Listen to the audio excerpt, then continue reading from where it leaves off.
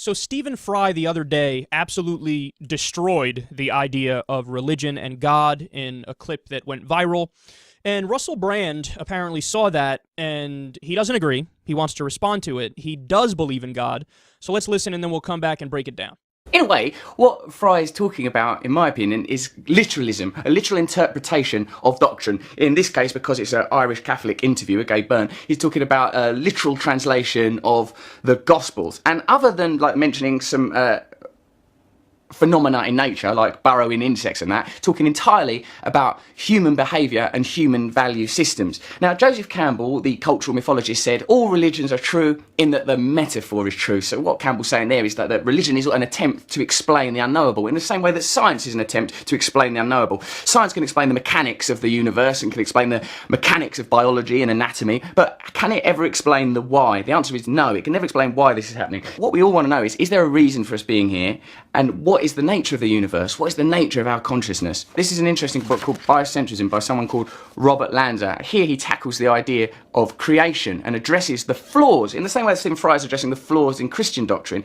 Robert Lanza here addresses the flaws in received physics. In the last few decades, there's been considerable discussion of a basic paradox in the construction of the universe as we know it. For example, if the Big Bang had been 1 part in a million more powerful, it would have rushed out too fast for the galaxies and life to develop. If the strong nuclear force were decreased to 2%, atomic nuclei wouldn't hold together, and plain vanilla hydrogen would be the only kind of atom in the universe. If the gravitational force were decreased by just a hair, stars, including the sun, would not ignite. These are three of more than 200 physical parameters within the solar system and universe, so exact that it strains credulity to propose that they are random, even if that's exactly what standard contemporary physics baldly suggests. Terence McKenna, a kind of wacky shaman fella, said that the perspective of contemporary science is give us one free miracle and we'll explain the rest. That free miracle being that the universe sprang into being with these exact rules that are required for life and consciousness to exist. I suppose what Christianity and Islam and Judaism and Hinduism and Jainism and Buddhism are trying to do is make sense of our position, our perspective as awake, conscious, sentient beings within the infinite. For me, as a person who believes in God, my understanding of God is this, that my consciousness emanates from a perspective, and it passes through endless filters, the filters of the senses, the subjective filters of the senses and of my own biography. This is good, this is bad, this is wrong, I want that, I don't want that. But behind all of that, there is an awakeness, an awareness that sees it all, and it's in you too, and it's in Stephen Fry, and it's in the man that was interviewing him. So let's break it down, because he has multiple points there. I recommend, by the way, if you haven't seen it, go back and watch the original Stephen Fry clip, and then you'll see exactly what Russell is responding to. But, so first of all, the last point is, well, I view consciousness essentially as God. To which I respond, but Russell, what does that mean exactly?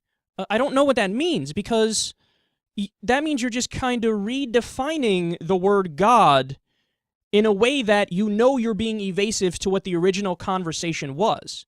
You know that when you do that New Age definition of God, you're just doing a non sequitur. You're just transitioning over to a different conversation without having the other person in the conversation agree that this is the new standard that we're arguing based off of.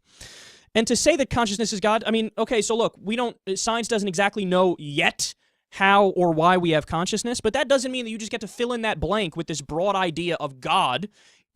You have to do the hard work and do the studies and do the research and come up with the hypotheses and then see it tested, see if it becomes a theory before you can say, I know the answer, I'll fill that gap with what I want to fill it with. You're just using a more sophisticated version of the God of the gaps argument, which is something that's used by religious people all the time. And when I say religious, I mean more dogmatic religious people. And then, just to go back to the beginning and work our way down here, he says that Stephen Fry was arguing against literalism. He was arguing against fundamentalist religion. Well, that's not true. If you saw the Stephen Fry clip, he was asked a question, what would you say to God if God were real? And then he goes down the list of all these negative things that exist in the world, and if he's omnipotent, right? So that's the only thing that seems to be steady in the conversation and seems to be implied, is that there's a God and the God is omnipotent. Well then, okay, God, how do you answer for bone cancer in kids and the fact that there are all these horrible things like insects that burrow in your eye and eat your fucking brain or whatever it is he said? How do you accommodate for wildfires and the Ebola virus and malaria and mass poverty and starvation and the earthquake in Haiti and all the... So his argument is, regardless of what particular religion we're talking about, his argument is shitty things exist, and if God is omnipotent and he has control of everything, well then... he's an asshole because the shitty things exist and he's not doing anything to fix them. So he's not arguing just against a literal interpretation. He's arguing against the entire concept of both religion and, in a broader sense, a deistic God. And then Russell says, well, all religions are true because of the metaphor behind it. That's the more nuanced point. So what's the metaphor behind, for example, the fact that women are not allowed to teach men ever about anything, like in the Bible? What's the metaphor behind don't eat pork and don't eat any shellfish whatsoever, like is in the Bible? What's the metaphor behind if you cut your hair, you're going to hell, like is in the Bible? What's the metaphor behind the idea that the earth is flat, which is repeatedly stated in the Bible in different ways? Like they talk about the four corners of the earth, to just give one example, but there's other examples of it. What's the metaphor behind a flat earth? What's the metaphor behind a seven-headed dragon? There is no metaphor behind these things. The only argument they have is ignore the parts that are super-de-duper-de-duper crazy, and then the parts that maybe have a nice grain of truth in it will pretend like those matter, and those are the only ones that count. But you can't just disregard the parts that you don't like because they disprove your case. No, the reality is they disprove your case. Religions are not true because of the metaphor behind it, any more than Mother Goose is true because of the metaphor behind it. And then he says, well, the problem with science is that it can't explain the why. Why not? That's a dogmatic claim. The dogmatic claim that, no, science can't explain it, and that's it. I'm making that claim, and that's it. Well, how do you know? What do you mean? What do you mean? Science has uncovered a lot of things that 200 years ago we could have never guessed ever that we could do. If you went back to the year 8 with a laptop or a telephone and you called somebody or you were typing or you had electricity, right? You snapped your finger as you flipped a switch and you turned on a light in the room, people would go, oh, it's magic, witchcraft, kill him, it's sorcery. So just because we don't understand something right now doesn't mean we're never going to understand it. I mean, so why are we here? Well, I would argue one of the reasons is happiness. We all want to be happy, right? Wellness. And science can tell you absolute concrete things about what will make you happy and what won't make you happy. You could hook up fMRIs to the brain and see what evokes pleasurable responses and the frontal cortex or the amygdala or whatever. There's all these different ways where you can figure these things out. Empiricism is what matters. What matters is what we can prove.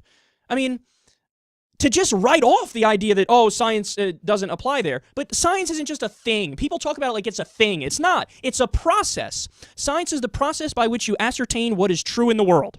So to say that, oh, science can't answer that, it's like saying, well, in that area, we rely too much on the process by which we try to ascertain what is true. How do you do that? You can't do that. How can you rely too much on the process by which you determine truth? You can't do that.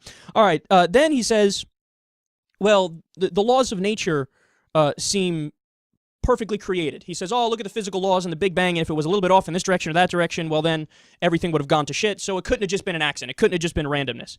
Now, understand, this is the argument that most moderate religious people or people who are deists believe in, and I'm of the belief that if they just heard the rebuttal to it, which I'm about to give you, that at least half of them would snap out of it and go, oh, yeah, that's a good point.